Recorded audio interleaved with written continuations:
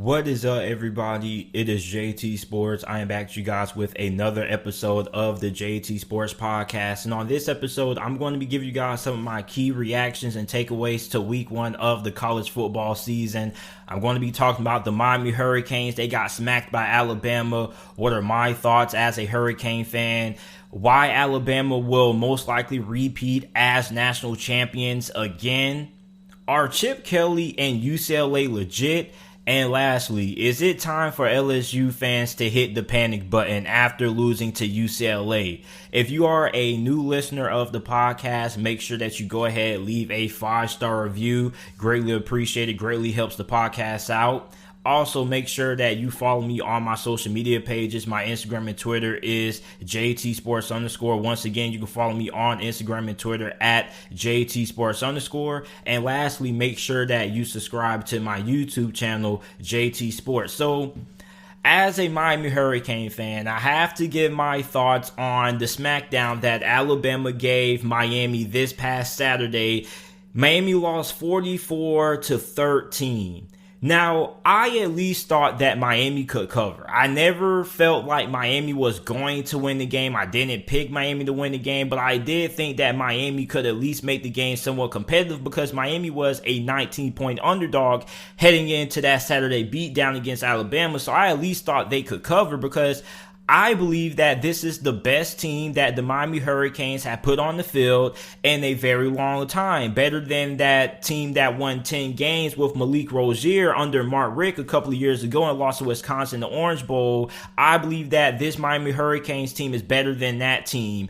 And even with this loss to Alabama, I'm still very confident in this team. I still believe that this is a team that could win 9 or 10 games and can win the Coastal. And I still think that this is the best Miami team that we've seen in a very long time. So this loss hasn't really changed anything about how I feel about this Hurricanes team. Now, I do know that a lot of Hurricane fans are extremely upset, and there are a good amount of Hurricane fans who want to fire Manny Diaz. And it seems like I have to give, this speech every single year when it comes to the Miami Hurricanes, because you did have a good amount of people out there who believe that Miami could beat Alabama.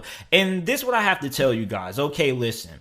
I don't think that Manny Diaz should be fired because of this loss. And as a matter of fact, if you watch my preview and prediction for this game, I actually said that this game is not going to define Manny Diaz and the Miami Hurricanes season. What I'm judging Manny Diaz and this Hurricanes team is not going to be based on this result that they had against Alabama. I'm judging this Hurricanes team and Manny Diaz performance based on what they do after Bama. What do you do against Appalachian State? What do you do against Michigan State? Okay, how are you going to fare against the rest of the ACC, and can you win the Coastal? That's what I'm judging Manny Diaz in Miami on this season, not based on how competitive they're going to be against Alabama. Although it is pretty disappointing as a Hurricane fan myself that Alabama just steamrolled Miami. I thought Miami had a chance to somewhat be competitive for the first half because I thought that Alabama, with all of the players they lost to the NFL last year, having a freshman quarterback, that they kind of would come out a little bit rusty. Well, it seems like I underestimated Nick Saban. And one thing that everybody has to remember about Nick Saban is that when it comes to preparation, Alabama, the majority of the times, is always prepared. And when you look at Nick Saban's teams, there's not really a lot of week one matchups that you can say Nick Saban hasn't really had Alabama ready to play. So I feel like Alabama was a more prepared team than Miami. And that is something that a lot of Hurricanes fans have been very critical about when it comes to Manny Diaz, is that in big games, Manny Diaz seems to never really have the team prepared. And I do agree with that to some extent. I do feel like at least when it came to tackling, the team could have been a lot better in that department. But also you have Hurricanes fans out there who are saying it doesn't matter who we played. Miami should have performed better. Listen, this isn't Ohio State. It's not Clemson. This is Alabama, led by Nick Saban, the greatest head coach in college football history. And what I saw this past Saturday was a Alabama team that was just outright better than Miami. Okay, I'm not going to say that the offensive line hasn't improved. I'm not going to say that this team hasn't improved because you're going against Alabama. Okay, so we really can't give a fair assessment on this team until we actually see them against competition that is in Alabama. Because let me tell you guys something. Miami is not going to be the first or last team that is going to get steamrolled by Alabama this year. Alabama probably is going to steamroll everybody they played this year, just being honest. Their defense this year is outright nasty and it's scary. For everybody that was critical of the offensive line was going into this game with a lot of work cut out for them. You were going against a defensive line that had guys like Christopher Allen, Henry To'oTo'o, Christian Harris, Will Anderson. These are guys who are probably going to be first round picks. Miami's offensive line never really stood a chance if we're just being honest. And same thing goes for Clemson. Clemson's offensive line didn't stand a chance against Georgia's offensive line. Clemson allowed 7 to 8 sacks Saturday night.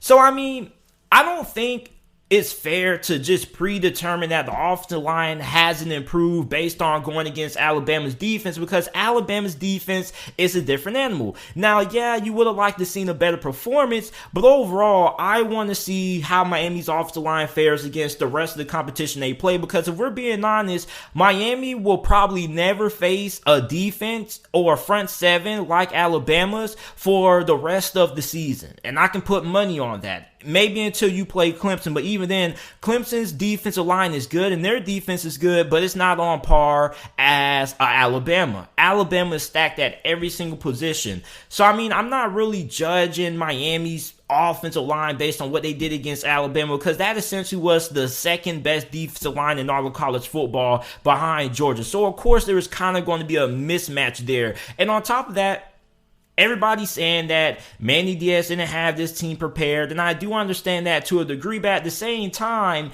what I watched on Saturday wasn't a team that lost just because they weren't prepared. I saw a team that lost because Alabama was just outright better. Alabama was just the more better team at every single stage, special teams, offense, and defense. Now, I thought the defense could have performed way better. The defense underperformed. That's where I'm the most disappointed at, because you look at this defense. This defense has a lot of experience in the secondary. You had guys blowing coverages. You have guys not knowing where to go. You had guys missing tackles, and that's just something that you shouldn't see from a team on the defense side of football that has the experience that Miami has in the back end of that secondary. You also have Manny Diaz, who is a defensive-minded coach. I just felt like the defense should have been more prepared, and I do agree with a lot of you Hurricanes fans out there who like to say that Manny Diaz doesn't have this team prepared in big games, because I definitely do understand that to a degree, and I do agree with that.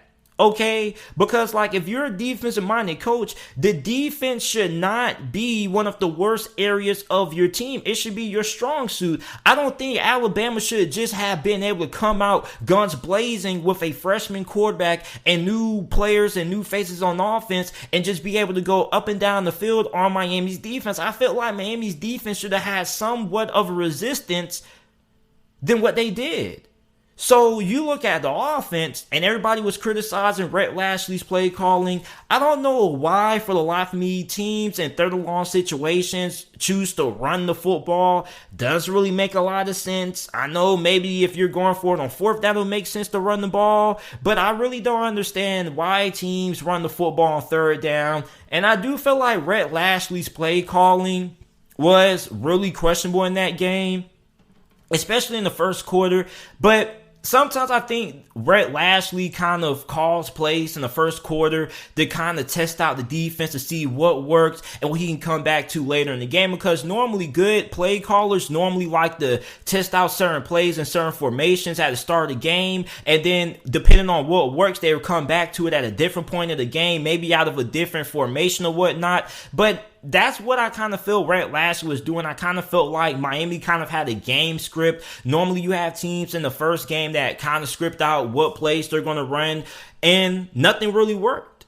And, you know, you can blame the play calling. I do feel like Rhett Lashley had a really bad game when it came to calling plays, but also on top of that, you know, nothing really worked. And a lot of people were saying, well, Miami was out schemed. I mean, like, scheming in college football doesn't really work how you guys think it is, okay? This isn't the NFL.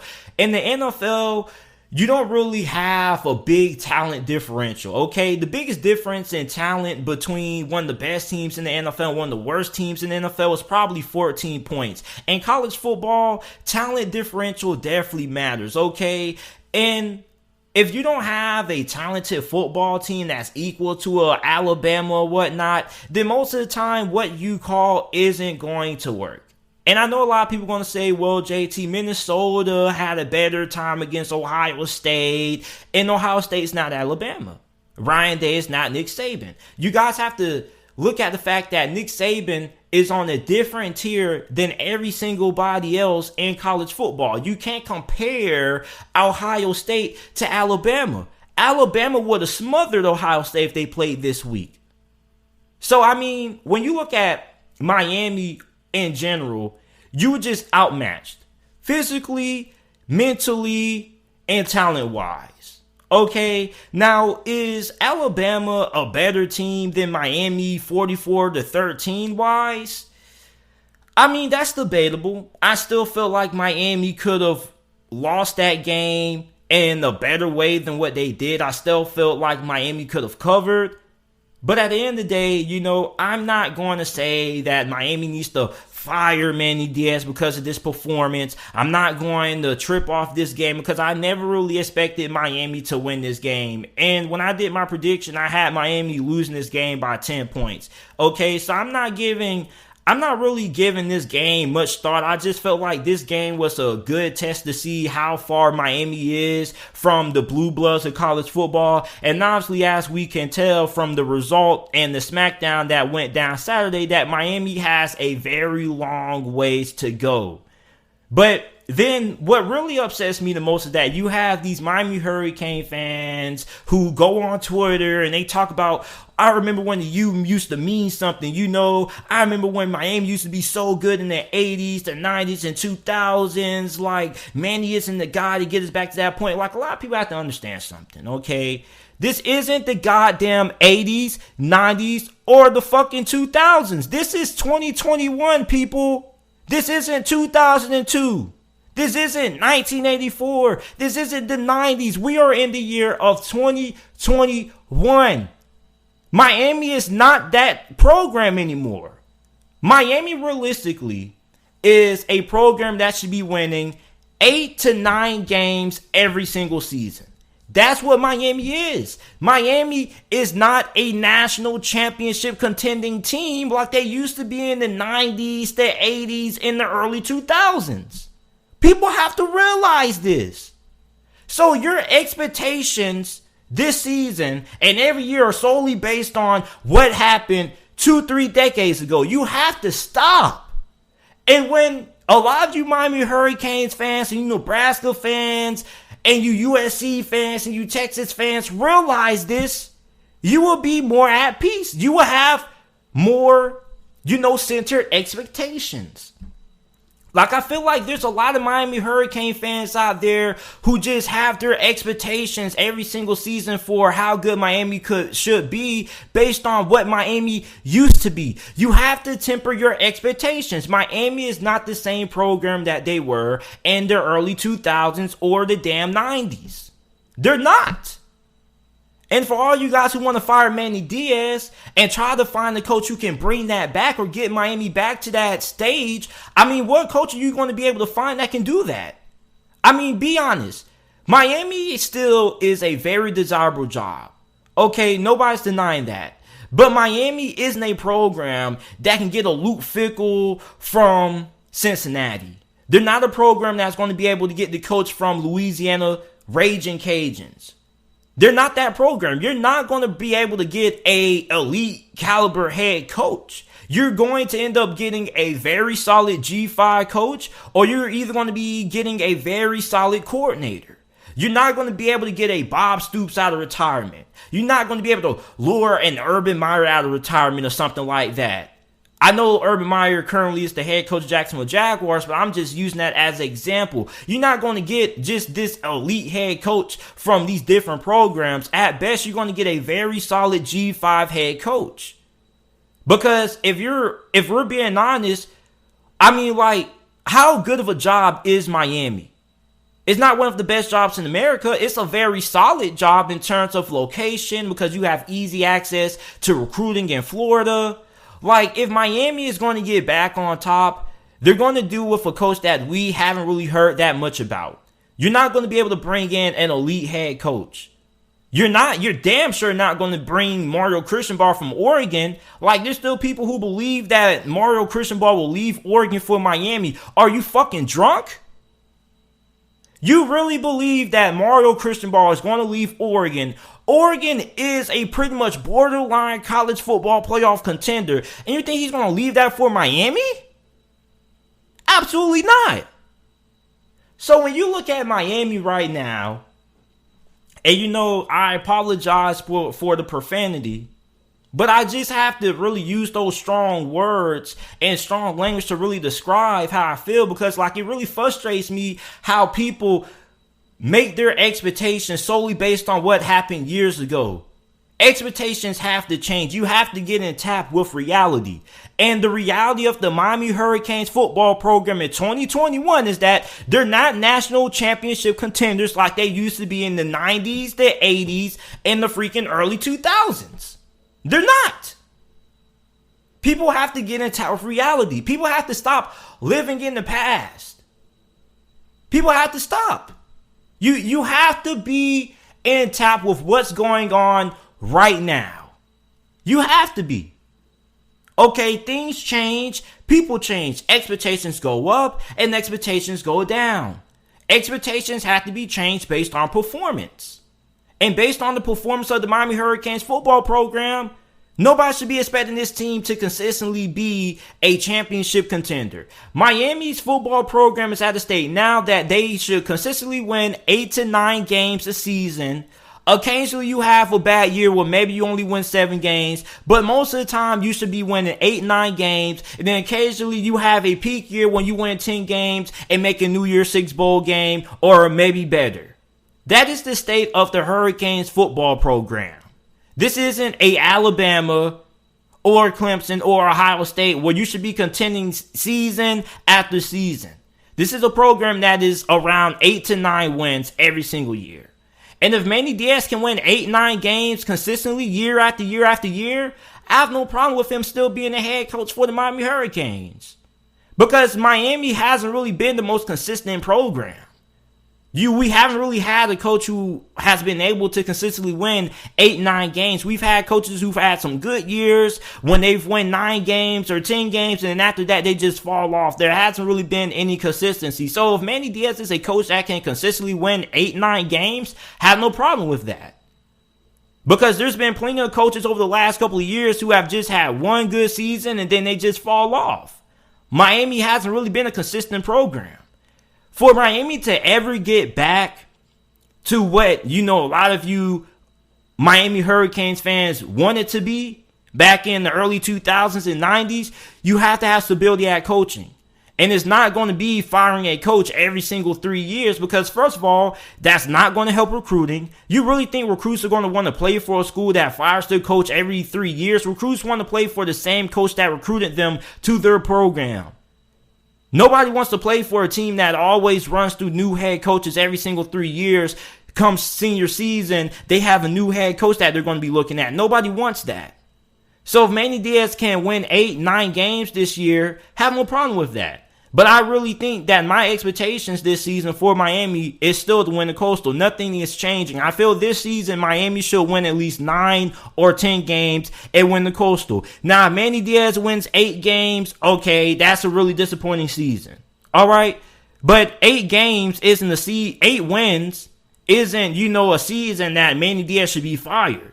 Because, quite frankly, that's the level of expectations that realistically should be in place for Miami. And you can give the crap about the recruiting and all that bull crap. At the end of the day, Miami is an 8, 9 win program at this point. And that's just being realistic. And that's just coming from a diehard Hurricanes fan. So when you look at Miami, nobody really should be all that. I mean, yeah, I'm upset. Not as much as a lot of you Hurricanes fans watching this probably are. But, I'm not bent out of shape about it.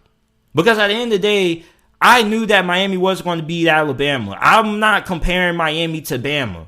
It's a good test to see how far Miami is to, a blue blood program, and it's a good test.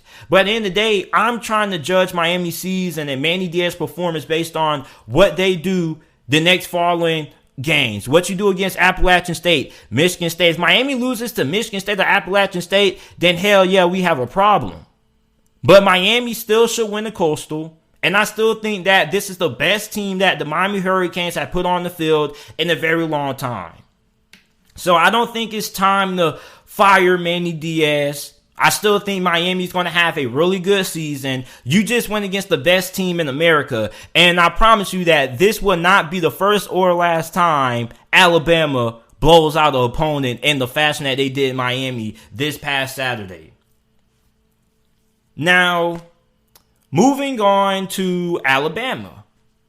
Alabama most likely will win a national championship again. And I didn't really give a national championship prediction before the season began, but I'm giving you guys one now. I'm rolling with the Tide. Roll, Tide, roll. I don't know, a lot of you guys going to be like, oh, JT, you really want to make your championship pick based on, Alabama clobbering a not so great Miami Hurricanes. See, let me tell you guys something.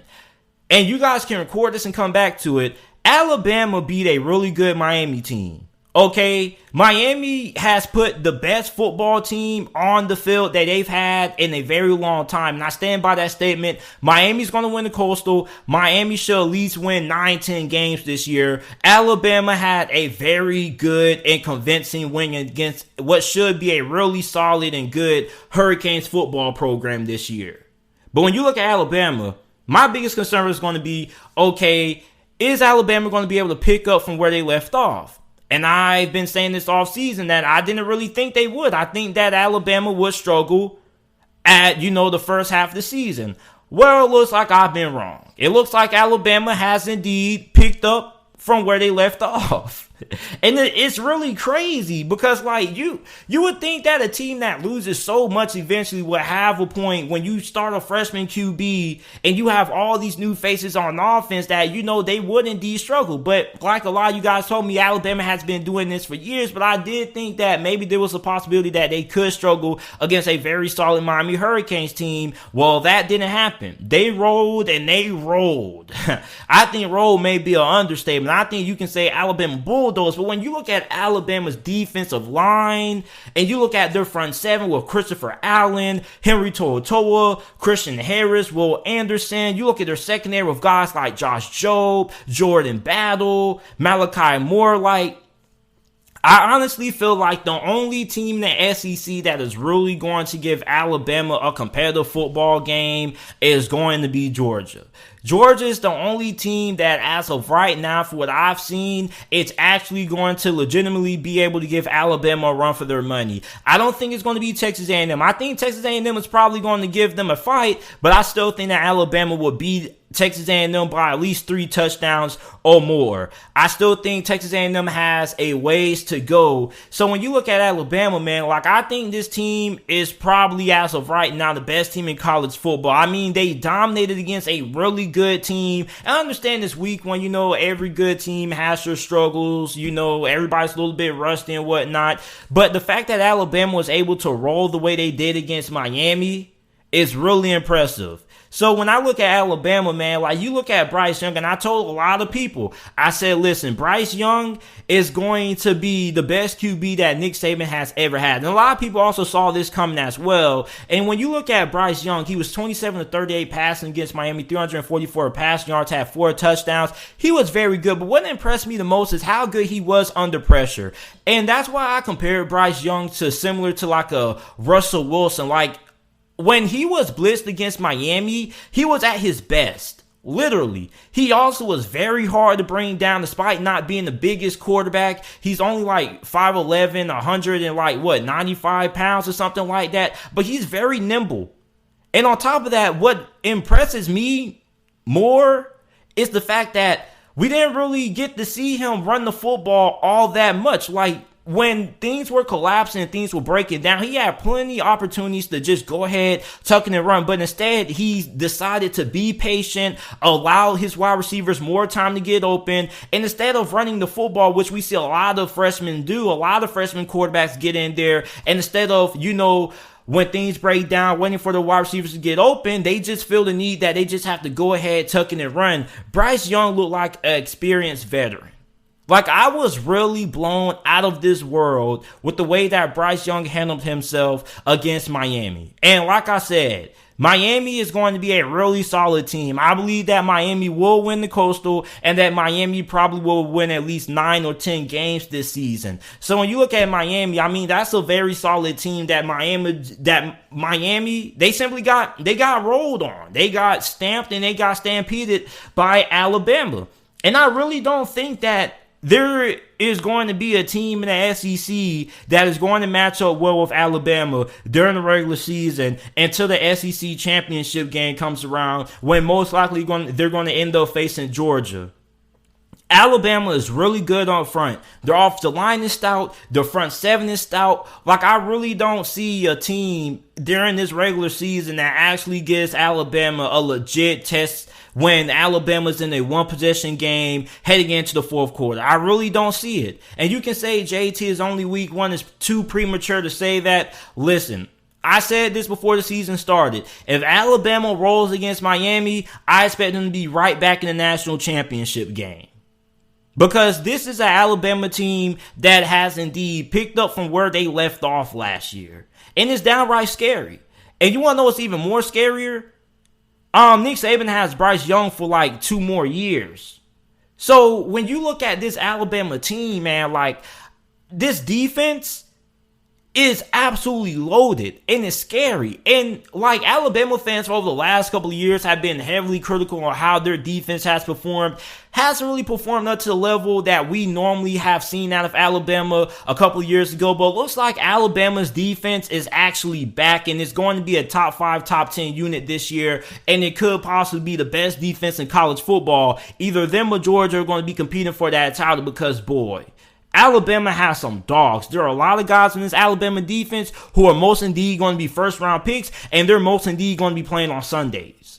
Like, Alabama's defense is going to give people a lot of trouble. And remind you that Miami's offense is really talented. They have a really good running back room. They have a really good group of wide receivers. And their offensive line is way better than what you saw this past Saturday. You see, their offensive line performed the way they did because of Alabama. When Miami plays the next couple of games, you're going to be like, wow, okay, like, this wasn't the Miami team we saw against Alabama, simply for the fact because Alabama's just that good. And when Alabama steamrolls your team, if you're a Florida fan or you're an LSU fan and they steamroll you, you're going to be saying the exact same thing. You're going to be saying that Alabama's the best team in college football. You see, I've never really been sold on a preconceived notion that Oklahoma, like, this is their year. We saw what they did against Tulane.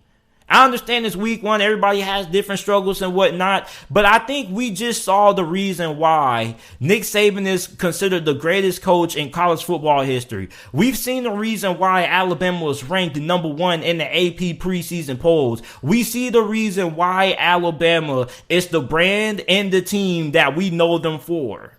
This team is going to steamroll pretty much every single body they played this year. And I don't think we're going to see a lot of games that are going to go into the fourth quarter being one-possession games. I think Alabama probably, for the most part, is going to beat everybody they played this year by at least 3 touchdowns or more. And I would be really surprised if somebody gives them a really competitive game that comes down to the wire in the fourth quarter. I don't really see it happening this year until we get to the SEC championship game. So I think Alabama probably is going to end up winning the national championship again. And a lot of you guys can say it's too premature based on one week 1 game. Like, listen, Alabama's going to roll, okay? Like, I don't need 3 weeks to see if a team is a championship contending team or not, especially when it comes to freaking Alabama. Alabama has already proved me wrong. I didn't think that Alabama would be able to come out right away and dominate Miami offensively the way they did. I thought that Miami's defense would be able to give Alabama a difficult time in the first half of that game due to having a freshman quarterback and a lot of new faces on offense. But you know what Alabama did? They rolled. I mean, like, they scored on almost every single possession. Their first couple possessions against Miami, they put points on the board. So they had already proved me wrong at the start of the game. After the first quarter, Alabama already proved me wrong. My biggest doubt for Alabama this season was, are they going to be able to pick up from where they left off at the start of the season, week 1? And they did. So, I mean, when I look at Alabama, they already proved me wrong. I don't need 3, 4, 5 weeks to figure out that Alabama is the best team in college football. All I needed was one half, and I already have my consumption on how good this Bama team is going to be. And you could make the argument and say that Alabama could be better this season than what they were last year. You want to know why? Because their defense is also going to be really good also. So when I look at Alabama, Jesus, if you're an LSU fan, oh God, if you're a Texas A&M fan, whoo. Okay, I don't think Texas A&M is going to give Alabama the game that a lot of people think they are. And if you're a Florida fan, you have to play Alabama in the next couple of weeks. Whoo! I'm glad we don't have to play Alabama again. If you have Alabama on your schedule coming up, you should be extremely concerned. Because I think that Alabama is going to embarrass almost every single body they play this single year. Alabama is my lock for the championship this year. I think Alabama is going to win it all. I know it's really early. I know it's week 1. But I think at this point, in my head, there's just nothing that I can see Alabama having go wrong. I just think Alabama's just going to be physically dominant than the majority of teams are going to play. You're already a mismatch against the majority of teams who play simply for the fact of how good their front seven is. There's not too many offensive lines who are going to be able to defend a Christopher Allen, a Henry To'oTo'o, a Christian Harris, or Will Anderson coming at you. Like we saw what happened to Clemson. Clemson has the best offensive line in the ACC. And they got train wrecked by Georgia. They allowed, 7, 8 sacks Saturday night? So, I mean, I see a similar game. I see Alabama dominating teams the same way we saw Georgia dominating Clemson.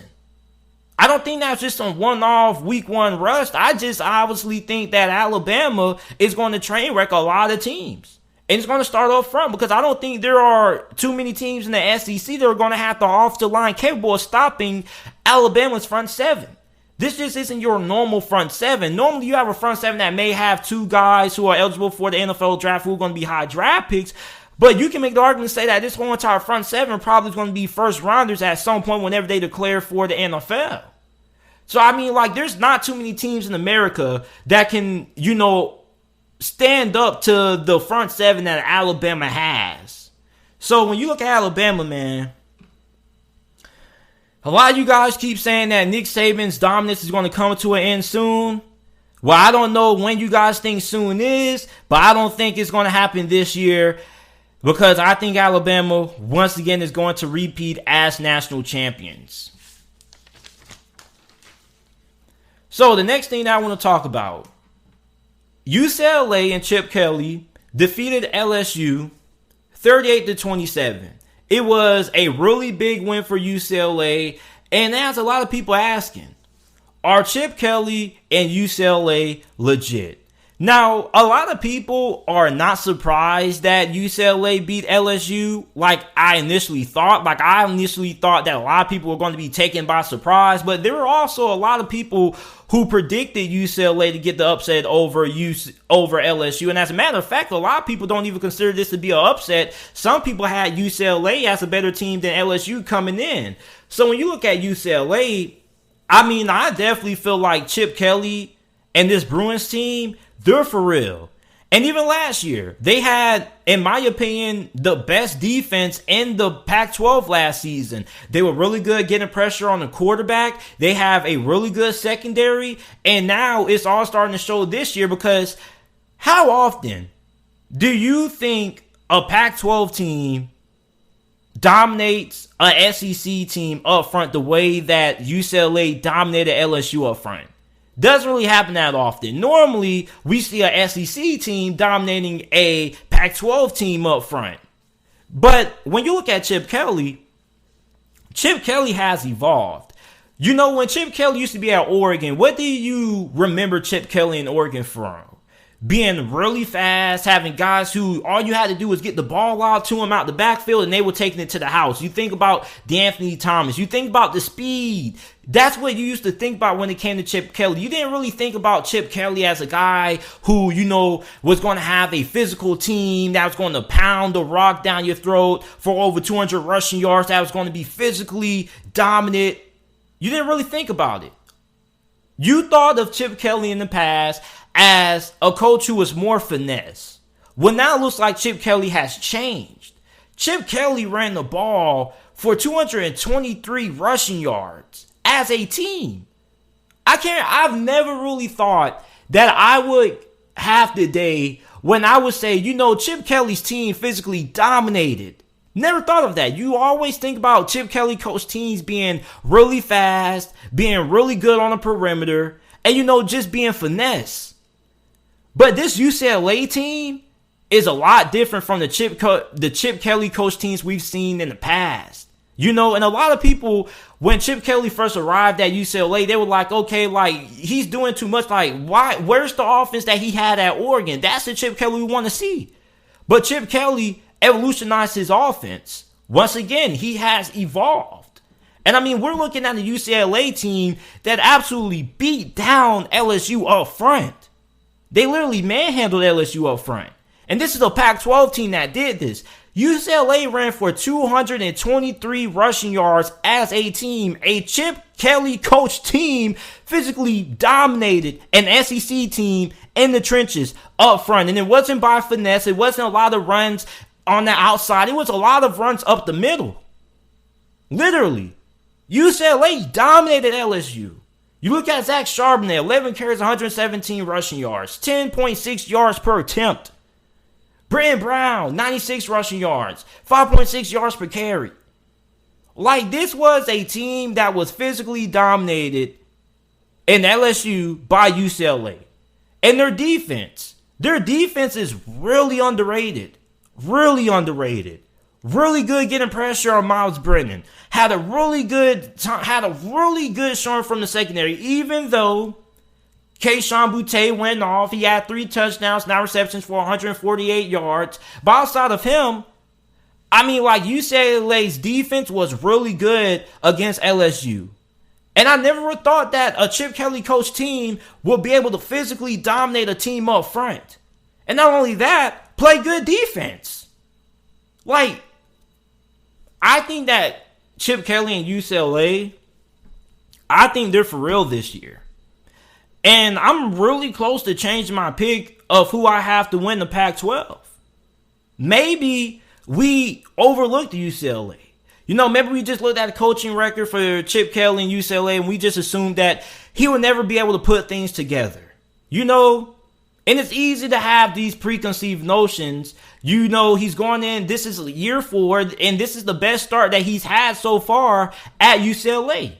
Now, you do have a really tough schedule ahead. You got to play Fresno State coming up. That should be a really tight game. Fresno State looks to be really legit this year. They gave Oregon a scare. That could be a potential upset. You got to play Stanford. Big game against Arizona State. You got to play Oregon. I don't really know if Washington, after losing to Montana, I think they're going to be really bad. Interesting to see how they bounce back. You got to play Utah, who is always a very formidable Pac-12 opponent. Colorado isn't somebody you can sleep on. Then you have that big game, the Battle of the Coliseum against USC. You got Cal. So, there's still a lot of football that has to be played for UCLA. But I definitely feel like Chip Kelly and UCLA, they are definitely legit. You have a very underrated defense that has a very good amount of pass rushers, a solid secondary, and on top of that, you have an offense that can just control time possession. Chip Kelly has always been a coach who's always been about speed, has always been about scoring fast, getting things out quickly. I never really thought that Chip Kelly would change to be a coach who would put more emphasis on ball control. Controlling time possession. We've always heard Chip Kelly, his philosophy used to be, let's score fast, Let's get more possessions than the other team, but now it's more ball control. They want to ground and pound you. They want to physically dominate you. They want to impose their will on you. They want to control the ball. They want to win the time of possession battle. The old Chip Kelly coach teams of the past normally weren't winning the time possession battle because they were always scoring so fast. Like, Chip Kelly has changed a lot. And it's taken a very long time to do so. UCLA fans are probably saying, about freaking time. Like, dang, it took long enough, but it's happened. Like, Chip Kelly, I definitely feel like this UCLA team is for real. And I wouldn't be surprised if we end up seeing them winning the Pac-12 and if we do see them appear in the New Year's Six Bowl game. I wouldn't be surprised. This is a team that is really good up front. On both sides. Their offensive line is solid. Their defensive line is solid. And on top of that, the passing game, I still don't really know how effective Dorian Thompson-Robinson is as a passer. He's still really shaky. Because I do feel like if there is a team that is able to stop the run of UCLA and forces UCLA to be a team that has to beat them through the air, I do feel like UCLA could have some struggles in that department. But as long as UCLA continues to have that ground game, that rushing attack at their arsenal, they can continue to be balanced. I think UCLA can go very far. I really do. Like, that run game for UCLA is stout. Zach Charbonnet is a stud. I don't know where this was at Michigan, but he looks like an entirely different player at UCLA. Like, I never thought I would have to say that Chip Kelly, his team would physically dominate somebody up front. You don't really think about it. And controlling time possession. Literally. So, like, Chip Kelly has changed a lot. And it's taken a while for the transition. But I think this UCLA team is for real. And keep your eyes out for UCLA. Because this is definitely a team that could be in a New Year's Six Bowl game. Now, I'm not going to say they can make it into the college football playoffs, but this is definitely a very good team, and this team is for real. And their defense is for real. This probably is the best defense in the Pac-12 right now. We know Utah normally has a pretty solid defense. We know Oregon is going to be really good defensively, but UCLA has a really underrated defense. So, I mean, you guys let me know how you guys feel about Chip Kelly and UCLA. Do you guys think they're legit, or they're just, going on an early season Cinderella run? Every single year in college football, we have a team who kind of comes out of nowhere, and it's kind of like a Cinderella story. Last year was Indiana. The year before that, in 2019, was Minnesota. And maybe this year in 2021, UCLA could be this year's college football Cinderella team. So you guys let me know how you guys feel about UCLA down in the comment section down below if you are watching this on YouTube. But I think that UCLA is for real. Now, the last thing I want to talk about, LSU. Is it time for LSU fans to hit the panic button? Because you lost to UCLA 27-38. And I just got done talking about UCLA. UCLA physically dominated LSU up front on both sides of the football. And Ed Orgeron made all these changes, and we had to forget about last year because last year was a COVID year. This is going to be a different LSU team. Well, week one, I haven't really seen a different LSU team. I still see an LSU team that can't run the football. Not only can they not run the football, but they can't stop the run either. LSU allowed 223 rushing yards against UCLA. This team wasn't good against the run last year, and they're still not good against the run this year. They couldn't run the ball last year, and guess what? They still can't run the ball this year. So, Max Johnson, 26 of 46, 330 passing yards, 3 touchdowns, an interception. I felt like he kind of struggled a little bit earlier, but after the second half, he kind of settled in. Yeah, he had a lot of inaccurate passes and stuff like that, but the offensive line didn't really play great. I don't think the offensive line played great. Your wide receivers outside of Keyshawn Boutte couldn't really get anything going. Like, I just feel like LSU just has a long ways to go, and there are a lot of things that need to be improved. And a lot of people are trying to sell us that the LSU possibly could be a dark horse college football team that could compete for the college football playoffs this year. They could potentially compete with Alabama for the West. If LSU played Alabama today, they would get steamrolled. they would get absolutely obliterated. So when you look at LSU, if you're an LSU fan and you're watching this, LSU, the state of Louisiana has been through a lot. With the hurricane, like I mentioned, prayers out to the state of Louisiana. I hope everybody can recover. And then when you look at LSU, I hope LSU football can recover. Because so far, it still doesn't look like LSU has recovered from what happened last season in the COVID year. Still looks like we're still in 2020 if we're LSU. It still looks like if you're an LSU fan, you're still in a nightmare watching LSU football, waiting to wake up. But I would not hit the panic button just yet on LSU. It's still week 1. Still a lot of things that have to change, okay? But things need to change fairly quickly. Now, you do have a couple of cupcake games that you should be able to get things going in the right direction. You have to play some team, MCN, I don't know who that is. You got to play Central Michigan. Then you have Mississippi State. You got Auburn. You got Kentucky. Then you got Florida. So you have 2 weeks to really get things in line before you face your first conference matchup against Mississippi State. And then you got Auburn, Kentucky, and then you got a big game against Florida. So you have 2 weeks to try to figure things out, 2 games to try to find some answers in the run game, try to figure out, how to improve the run defense. I don't think that the secondary played all too bad.